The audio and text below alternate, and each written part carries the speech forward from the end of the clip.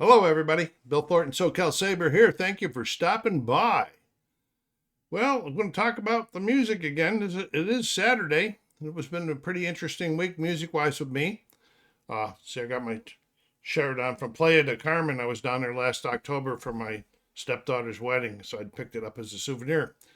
Not music related, but it was fun. Anyway, this was a pretty good week of new material coming into the collection. And the first one that I listened to was a group relatively new to me, been around for a long, long time, but I had nothing in the collection by them, and I had them on the watch list. And so what I picked up this week was Mirage by Camel, the 1974 LP. And it's the only thing in my collection by Camel. Wow. Prog rock. I really liked it. This was similar to another group I heard, but I couldn't quite put a name to that group or figure it out. And there are five tracks on Mirage and two are over 9 minutes. No promo single, nor did it chart in the UK. But the general media response to the finished record was very, very promising. There is no inner. Oh, yes, there is an inner in it. Excuse me. On the side, we got pictures of the guys and girls, if there's girls in there. The big surprise came when the record entered the Billboard Top 200 at number 149 and remained visible for no less than 13 weeks. Pretty cool. Today, Mirage is considered one of the essential prog rock albums by Rolling Stone magazine.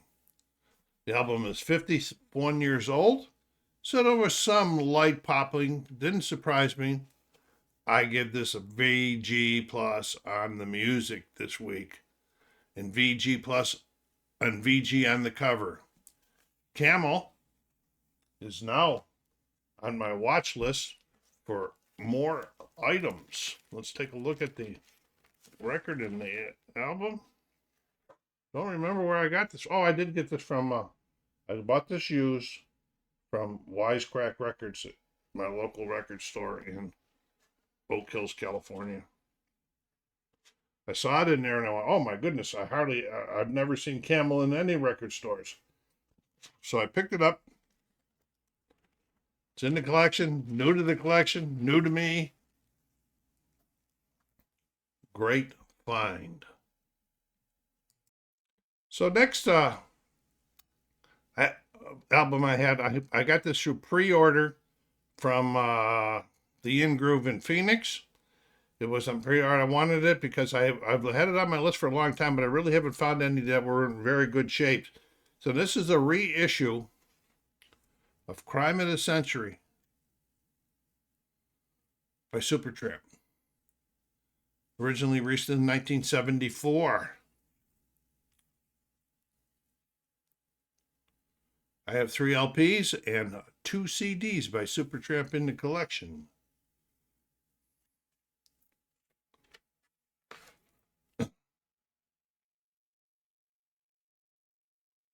This was the third studio album by the British rock band.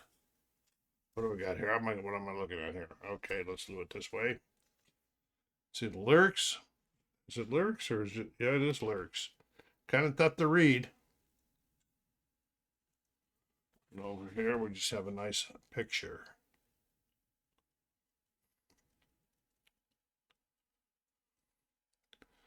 This was Supertramp's commercial breakthrough in many countries, most notably in the UK, Canada, and Germany, where it peaked at the top 5, while also making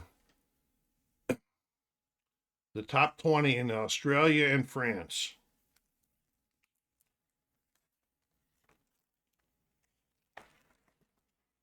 It was the band's first album to chart in the United States.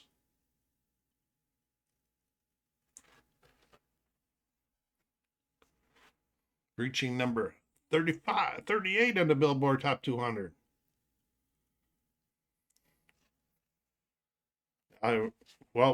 This is a quote. The album's dedication reads, "To Sam," which is a nickname for Stanley August Massages, the Dutch millionaire who supported the band financially from 1969 to 1972. Really great by that guy, huh? Kept them going. They put out some great stuff. That was a pass. Too bad Rick Davies passed away. Rest in peace, Rick. Okay. The next is an album that I had previously, I got in a bundle from Whatnot. I had previously released it or listened to it and showed it a while back. I don't remember how long ago. But it was the 1970 album by Grand Funk, Closer to Home. And I'll tell you why I listened to it a second time. Okay. This was part of my ongoing test of one of my newest additions to my accessories, the Milfy Zero Stat gun. My original notes on this album rated it as the vinyl as fair and the cover as fair. Cover should have been. This cover's got a lot of use. I don't know. It could probably made good. Made up the good. Well, this time, after using the Zero Stat with the way I'm using it, 2 pulls in, 2 pulls out, the popping that I rated fair, the popping existed but only minimal. I could actually probably give this VG as far as the vinyl goes, which is a great improvement. Now, I don't know, is it my imagination? Or did I just make a bad call when I first graded it? I don't know, time will tell. I'm still testing the Milfy out there, folks, as it goes on. Seems to work most of the time. Sometimes it doesn't seem to work. I don't know. But anyway, here's Closer to Home. Looks pretty good, though. The popping is what I didn't like the first time.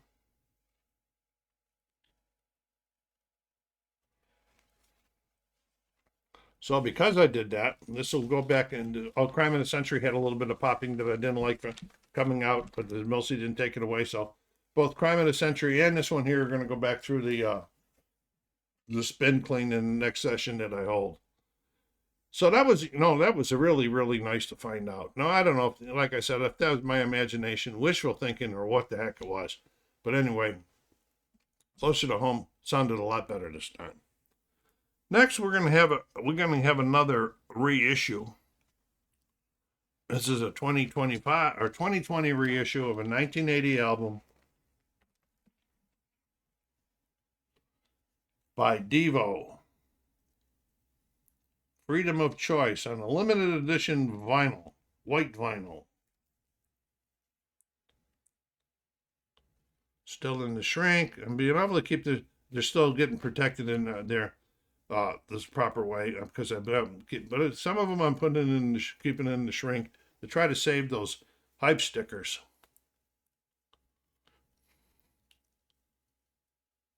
This is the only thing I have in the collection by Devo, and I liked it. I liked it. And maybe, probably maybe this is time that I should put some more new wave or post-punk on my watch list. Because if I like this one, I might like a lot of the other stuff too. It's a nice inner in it.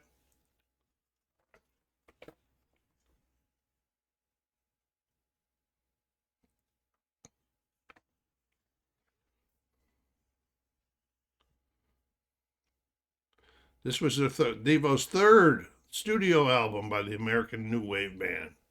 Whip It, which hit number 8 and number 14 on the Billboard Club Singles Pop Chart. respectively Freedom of Choice, peaked at number 22 on the Billboard Pop Album chart.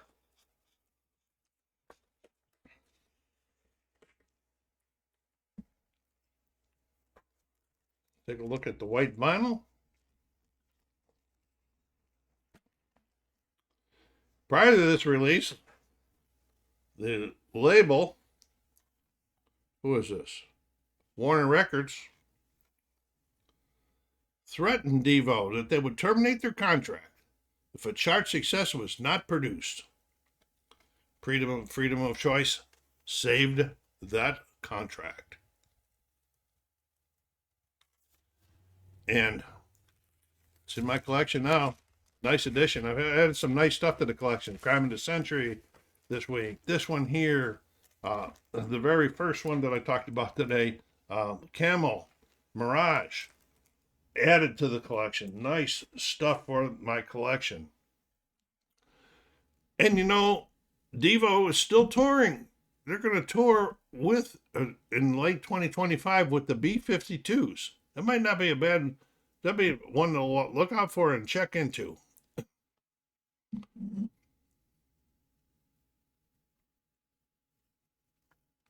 Getting a little thirsty. All right, time for the weekly CD check. Next two, the first one out of the bin is number 152, Soul Dancing by Taylor Dayne in 1993. I have 2 CDs in the collection by her, and this is her 3rd album. Let me show you the back here before I get carried away here.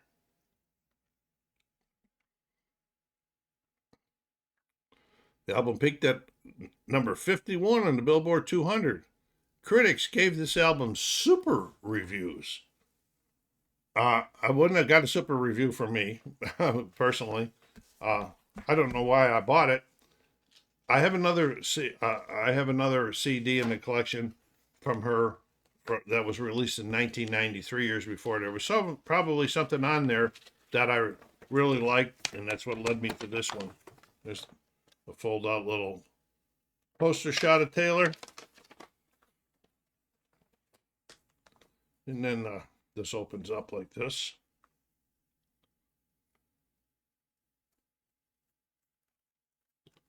I don't think there's nothing on the other side. Oh yeah, there is stuff in here. You see a lot of different stuff. Got a lot of the lyrics.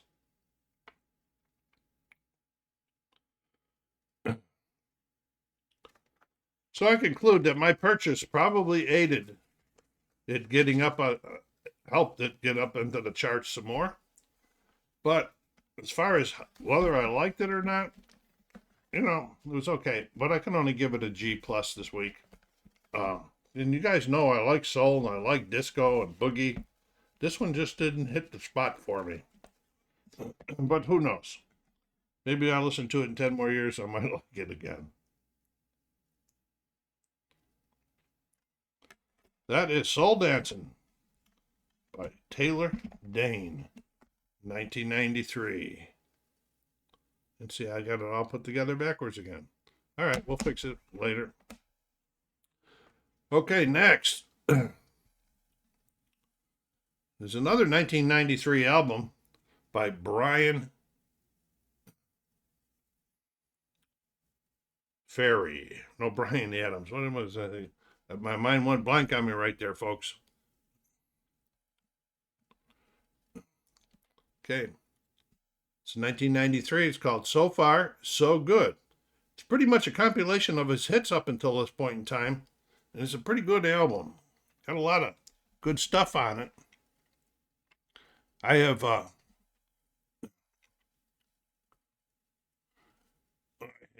this is the only thing I have in the collection by Adams. It's pretty much a great. The album reached number 6 on the Billboard Top 200 in 1994.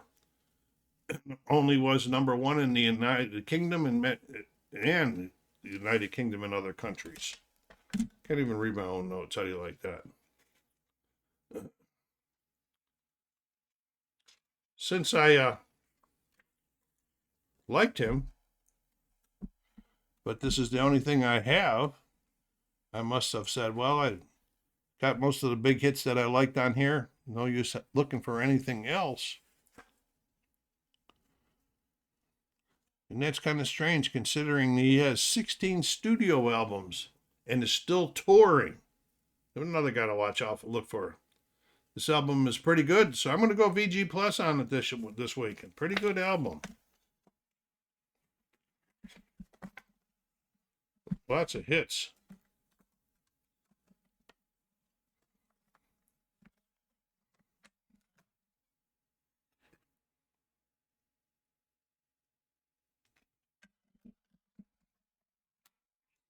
Remember, summer of '69. Cuts like a knife. Kids want to rock. Please forgive me. You know, lots of good stuff by Bryan Adams. Number in 1993 album compilation. All right, the last one, as always normal, comes out of the collection. It's already been in the collection for many, many years. This week we're looking at number 83.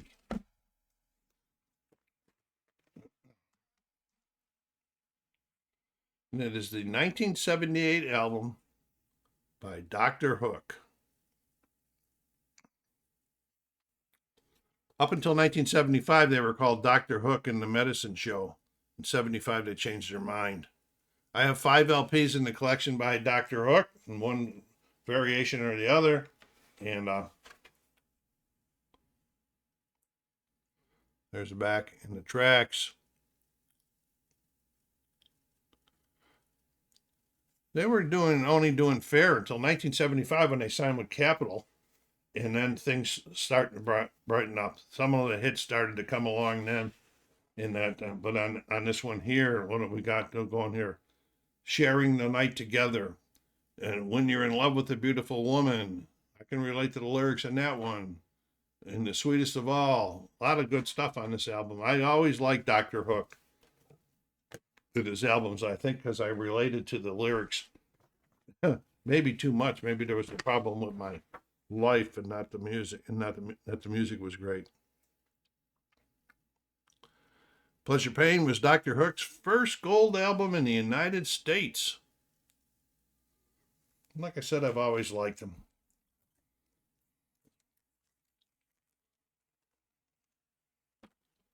So, there's the Capitol.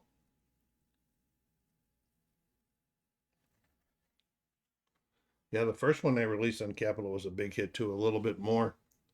But this was Pleasure and Pain, a 1978 album by Dr. Hook. Okay, time to let you know which ones that I enjoyed the most. I enjoyed Dr. Hook. I enjoyed So Far So Good. I enjoyed Freedom of Choice by Devo. I won't even put them on my list. But the 2 that I picked this week that I enjoyed the most were Mirage by Camel, the 1974 LP, and Crime of the Century, the 2025 reissue of the 1974 album. What'd you think about that stuff? Do you have any of these? Let me know what you think. I would appreciate hearing from you, and I will get back to you. SoCal Saber saying, taking care of yourselves out there. Be kind to each other. Stay safe.